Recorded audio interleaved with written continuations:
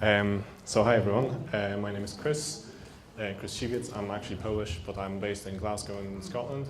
I don't speak Latvian or Russian, so it's a bit awkward. And I'm here to talk to you about portfolio oversight with eazyBI. Here's the agenda for today. So we're going to have a boring slide to talk about who we are, New Verve Consulting, which is who I work for. We're going to talk about what we're going to talk about, and then we're going to talk through some easy and not so easy challenges that we want to try and overcome.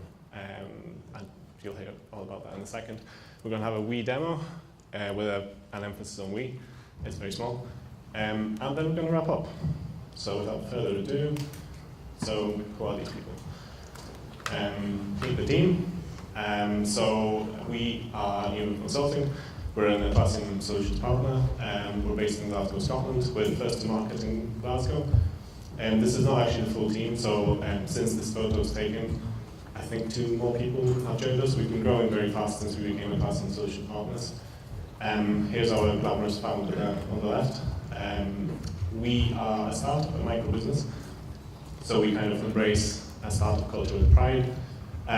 We try to be very sort of approachable and personable, and we like to think that small is powerful, but also that small is agile. So our company history sort of traces back to our roots in agile project management, and eventually, as regular users of Latin tools, it made sense for us to become advancing partners.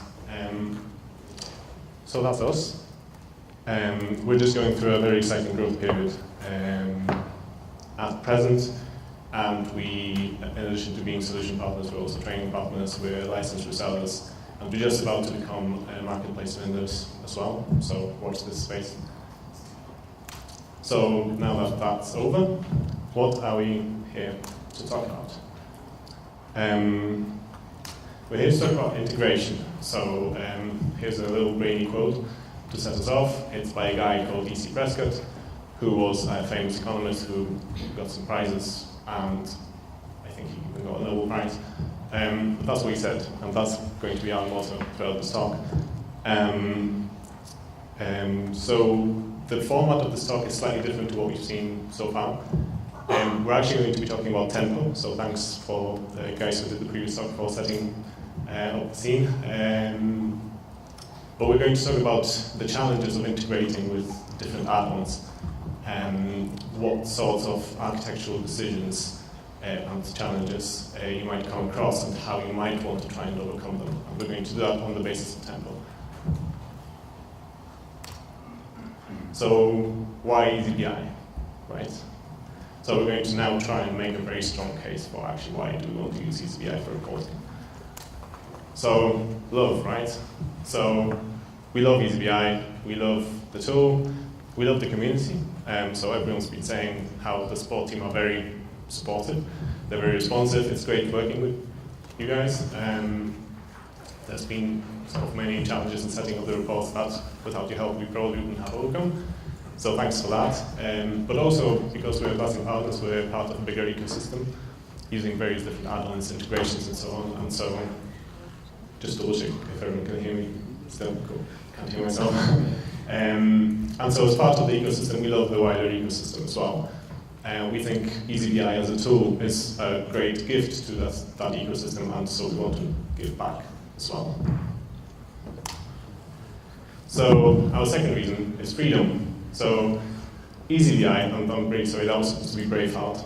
That's a real fail, I don't know what happened there. So eazyBI gives us some real freedom to structure and query and present data in various different ways. We can slice it up any way we want. And because eazyBI kind of sits outside of everything, it's a thing in and of itself with its own UI, with its own permissions, and with its own data connectors, which is going to be important later in the talk. It has that ease of integration with other stuff. And so our third reason is integration. And we think that, obviously everyone has been talking about using eazyBI to produce reports. We want to highlight that some very interesting use cases for eazyBI come from using it as something that you use to bridge gaps. So that might be gaps in functionality, that might be gaps in understanding. So for example, imagine a scenario where you're migrating to a new solution. And in that case, you have a user base which is used to the old way of doing things, they're not used to the new way of doing things. Maybe the new way of doing things ultimately will do everything that they need, but they need to bridge that technical gap. And so that's where eazyBI could come in. And maybe then, even then, see some wider adoption. And similar, so gaps in functionality, but also gaps in understanding to help you make that transition. So we think it's a very healthy way of looking at things to integrate. You don't sort of build a wall between Mexico and you build a bridge across the border, right? So that's our reasons for using eazyBI. And now I said before that we're going to do this sort of case study on the basis of tempo. So just a quick show of hands, who's not familiar with tempo? Okay, so almost everyone is familiar with tempo, good. And I think the guys before me have kind of pretty much explained what tempo is for. So Tempo are a great company. We are eazyBI partners, but we're also Tempo partners, and we kind of recommend for using their tools for financial planning and resource planning where possible. And there are good reasons for that. They build a very semi-well integrated suite of add-ons that you can deploy either individually or working together. And they come with a host of reports of their own. Reports as well as gadgets that you can embed in dashboards. But there are specific cases where you might not want to actually use Tempo's own reporting tools, and instead do reporting using something like eazyBI. So that's what we're going to talk about. So we have kind of 4 reasons for not using Tempo. We've called them Tempo tantrums. They're not really tantrums technically, but that kind of has a nice ring to it. And they're based off of quotes from everyone's favorite wizard, Dumbledore, applied to be on the slides, but he's not Jura certified, so that's too bad. So there's 4 of these, and it's rigidness, obstructiveness, laziness, and possessiveness. So the first one is rigidness, and the key problem with Tempo reports is that they are predefined.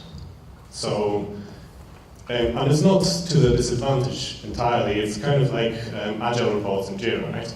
They kind of have their own interface. There are various things that you can change, but there's a limited number of things that you can change. And so Tempo reports, for example, they have a limited number of presets, units or scales that you can look at. And if you want to go outside of that, you have to look elsewhere. So that's rigidness. And the second one is obstructiveness. So when you're interacting with Tempo as a user, you're interacting with Jira as a user, right?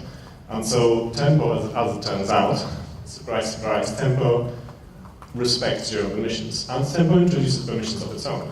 And so you might often find yourself in situations where you'd really like to expose this particular report to some end users who are not privileged users in Jira. And you start your dance with permissions, right?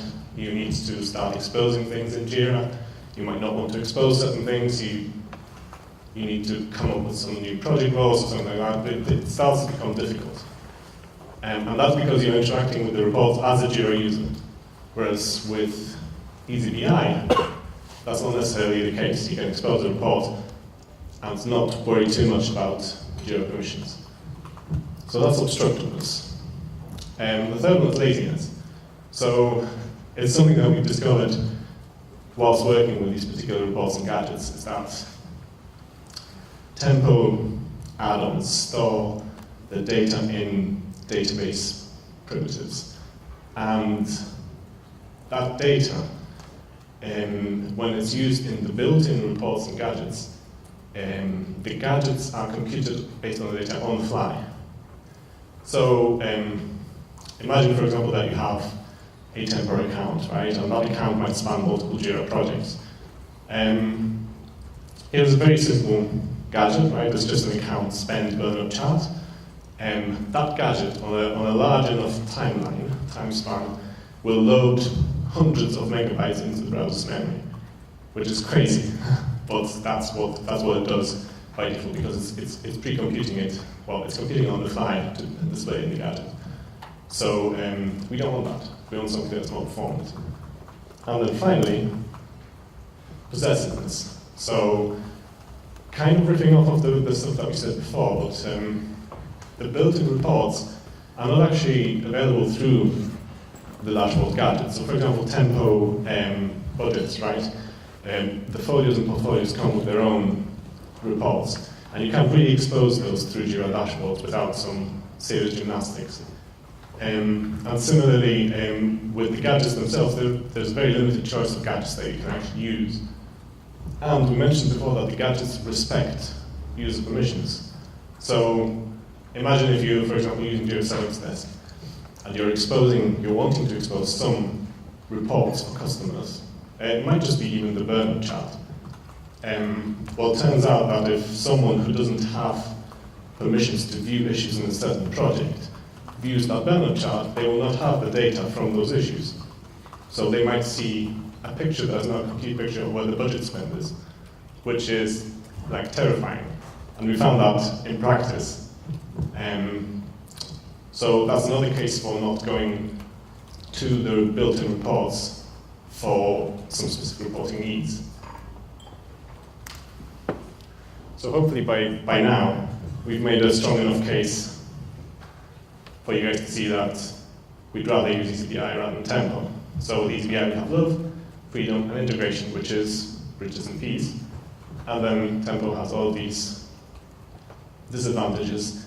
I want to stress again that we're not trying to knock tempo. We love tempo, they're great, the tools are great, but there are specific cases where they don't deliver in particular scenarios. So with that out of the way, we are going to talk about the easy aspects of this whole thing. And the easy aspects are basically about how we get our hands on the data. So we're kind of trying to look at the back-end side of things. So I think the talk before we mentioned that they were building an eazyBI cube using particular data that they were pulling from tempo budgets. So we're going to look at how we can actually do that, and some specific technical considerations that we might want to look at in the process.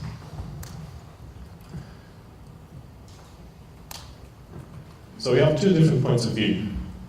We have the bottom-up view of the data, which is based on the database, and Tempo has a multitude of its own database tables. And alternatively, you have the API view, especially the REST API view, which is quite top-down. So on the database side, you have a Jedi. So he's got a bottom-up view of the data. He's kind of naive and idealistic. He looks up into the sky and hopes for the best, right? On the API side, you have a dark Jedi. So she's already up in the sky, she's looking down, and she knows exactly what she wants. And we're going to kind of delve into this in a bit more detail. So we know that eazyBI comes with application data connectors. And the key to our database, based on the SQL query, and the API, which is based usually on the REST endpoint. So why might or might you not want to use a SQL connector, right? So initially you're thinking, right, it's already all in the database, that's great, we're just going to pull that out using a simple SQL query, and then it's all over, right? We can just display that in eazyBI. And that works for very simple use cases. So for example, you can pull data out based on accounts. You can maybe pull some data out based on the planning information, some individual portfolio information. But what if you actually want to cross-reference stuff? What if you want to build something that is a more complete data source for the data that is stored in Tempo? So that's where it gets a bit complicated. And you end up with some horrific SQL query that is not necessarily optimized, for which you have to already be like a SQL grandmaster to write it. You're probably like middle-aged by the time you've actually got it finished. And the sequel was scrapped, by the way, both the movie and the code. And this is not really the way to go, because there's a specific key differentiator between using the database access and the data access. And that's the technical debt that you carry in the data access operation. And we're going to look at that in more detail again. So, quick basic comparison. This should be really obvious to anyone who's kind of worked on scripting or database access or integrating things. On the database side, we have direct data access. And that is great because it gives us low access time, right? Even that stupid query that I showed you in the previous slide, blazing fast. You get all the information in an instant. However, the access cost is very high. And that's because first you have to write your query and not die. And then second, because even once you've written your query and it's beautiful and it gets you the data, you actually have to reverse engineer quite a lot of what Tempo do with the data before they publish it in the reports. Because ultimately you want to replicate some of those reports, for example, for unprivileged customers, right? So you have to reverse engineer stuff that the Tempo reports already have built in. Whereas on the API side, you have indirect data access. And obviously that's REST, and obviously that's slow, it's high access time, it's over the network. However, the access cost is very low. On the first hand, you don't need to be a SQL wizard. Like, anyone can script these days. So you can script it fairly easily. And secondly, using the API endpoints that Tempo publish officially as part of the Tempo API, you get a lot of the stuff for free. You get stuff that's pre-computed for your benefit. So on the left-hand side, we have maximum granularity and control. But the cost, in our opinion, is not acceptable for complex use cases. On the right-hand side, you have a balance. We would like to argue that it's a balance of granularity and control. And so we're going to advocate for using the APIs as much as possible. So, the dark side rules. So now we're going to kind of delve into the not so easy aspects, because there are further considerations where you're actually trying to use the REST data.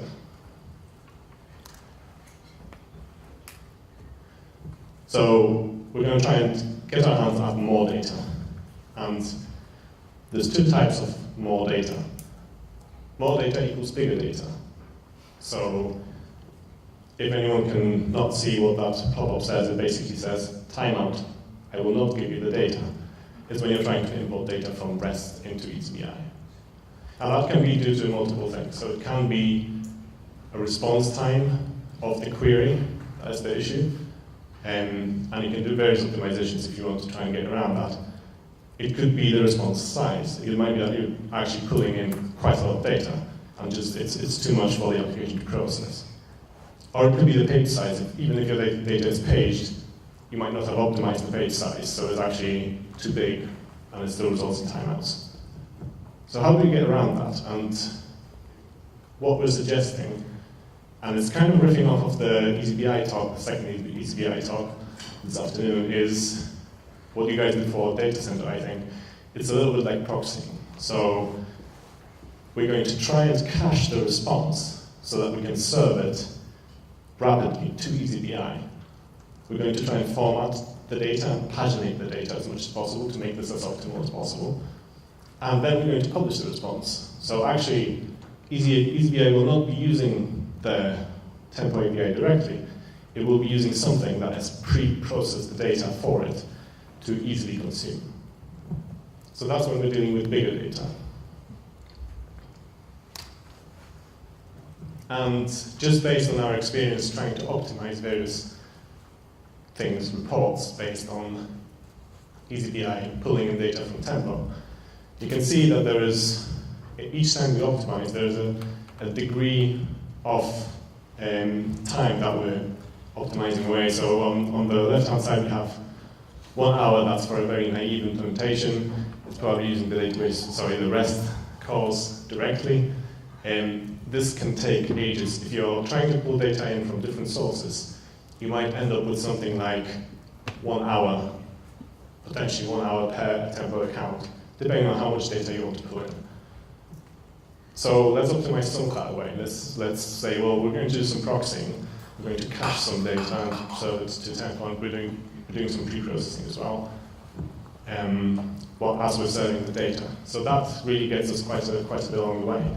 But still, if you're looking at a portfolio of like 500 accounts, which is nothing really for a medium-sized company, then 1 minute to pull in the data as part of an import is not really acceptable. And so the final optimization, which is an option in this case, is to pre-process everything. So all you're serving eazyBI is a string of data. And that really gets us all the way to something like 1 second per account, which is blazing fast again. So it's not really database territory, but it's something that's really acceptable for something like cloud-first implementations, for example.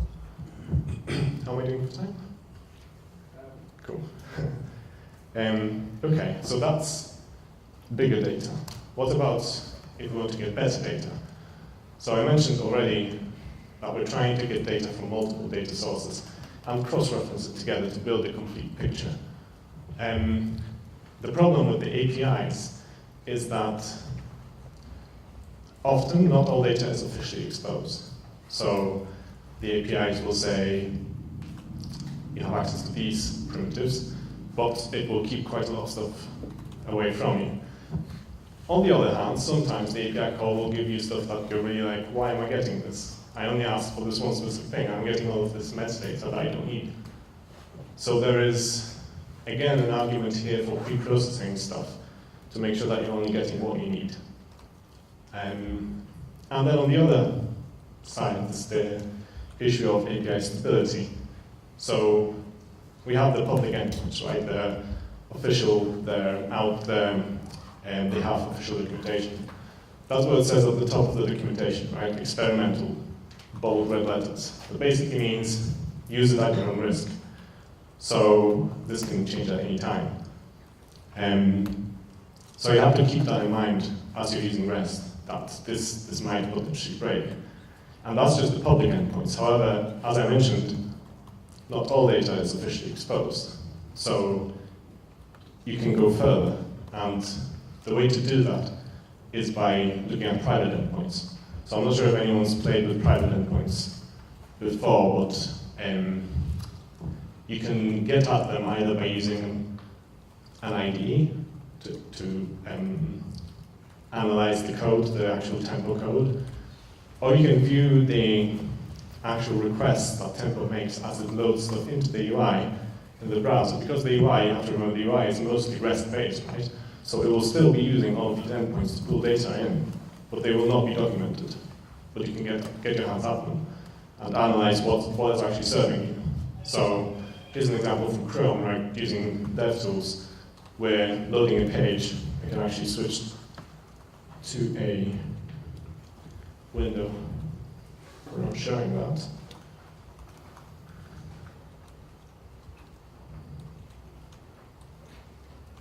Explosion.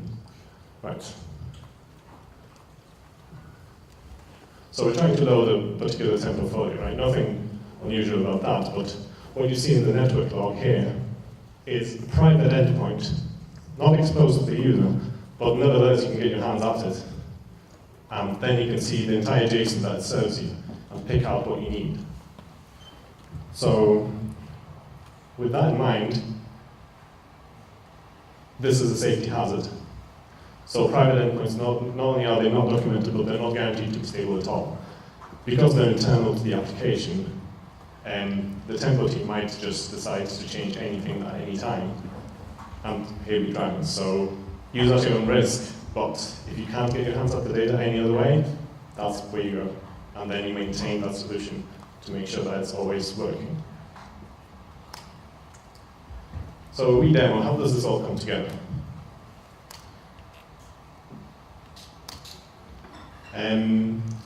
So here are the sort of the building blocks of our data processing workflow if we're deciding to use REST. We have our data source, which can be multiple things. So it's public endpoints, private endpoints if we must.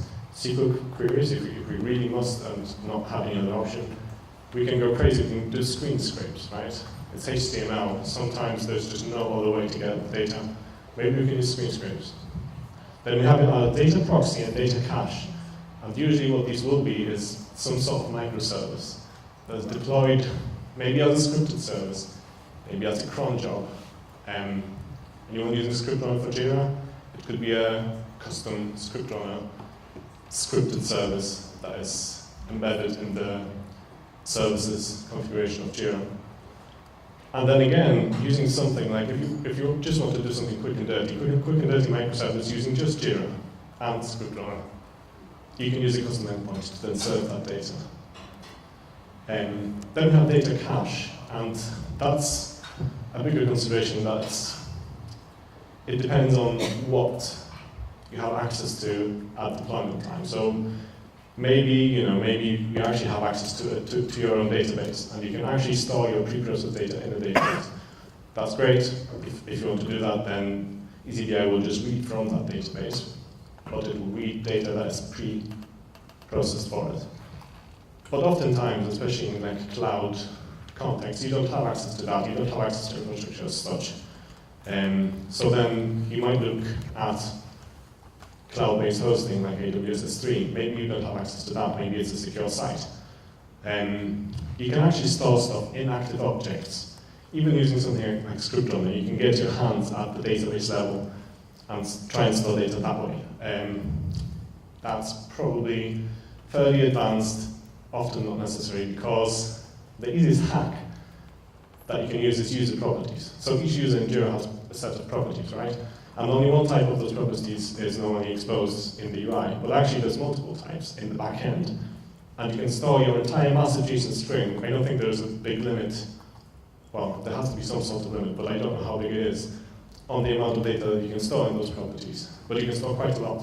So what you can do is in your data proxy microservice, get your data pre-processed, store it against the user who's running the microservice as JSON. And then you have the source application, which is going to be based on the REST API data connector in eazyBI, consuming from the custom endpoint all of the data that you've pre-processed and cached. And you have to consider things like pagination, authentication, the basics really. But once you've got your data proxy, you can do all that. Just make sure that you've authenticated in case your data proxy is not internal to the actual Jira environment. So this is not very exciting, but it's just an example of a tabular representation of like a live set of data in eazyBI that is pulling in from a tempo cube, and that tempo cube is not just a basic tempo cube, it's got all of the right data cross-referenced with itself in the way that is suited to the customer and what they actually want to see in the report.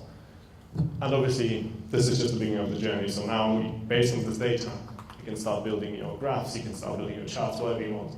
But you know that's there, and you know it's accessible without high cost of access. Excuse me. So that's really kind of it. So to wrap up, some do's and don'ts. So do proxy your data. We advocate that anytime you need to process a lot of data. Cache your data goes hand in hand. Don't presume that there will be performance, that the API calls that are officially supported will be performant. They won't be. From experience, there is a call that, for example, reads all of the Tempo portfolio information out of Tempo. It's a private API call, and it takes literally minutes to read that information because it gives you too much, but you can't do anything about it, so you just have to bear that as you're pre-processing your data. So use public endpoints where you can. Don't use DB queries unless you must. And we've put private endpoints in the don'ts because they're a safety hazard. But really do use them. We encourage you to explore them because you might be surprised at how much data you can actually find and get your hands at using those endpoints. Just be aware of the risks. So that's me done. Do we have any questions?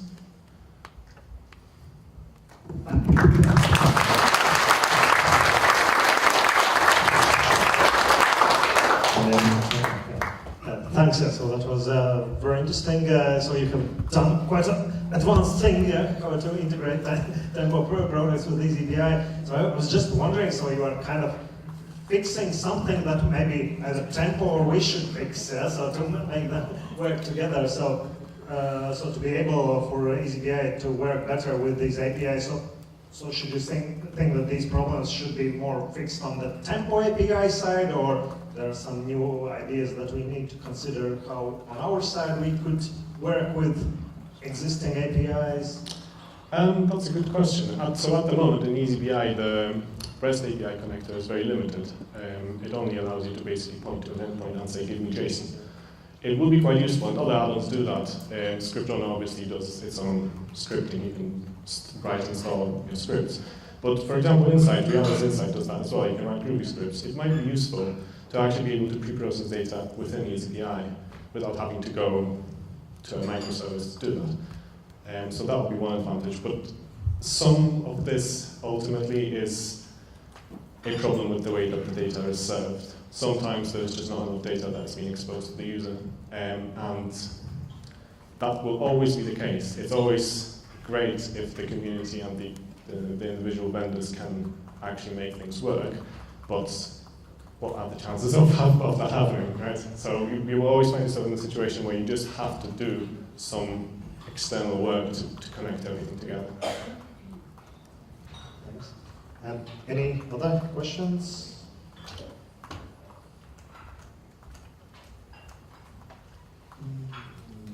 No, so thank you. And so if you need to do some advanced integration thing, you need to ask Kris. Give us a shout. Okay, thank you.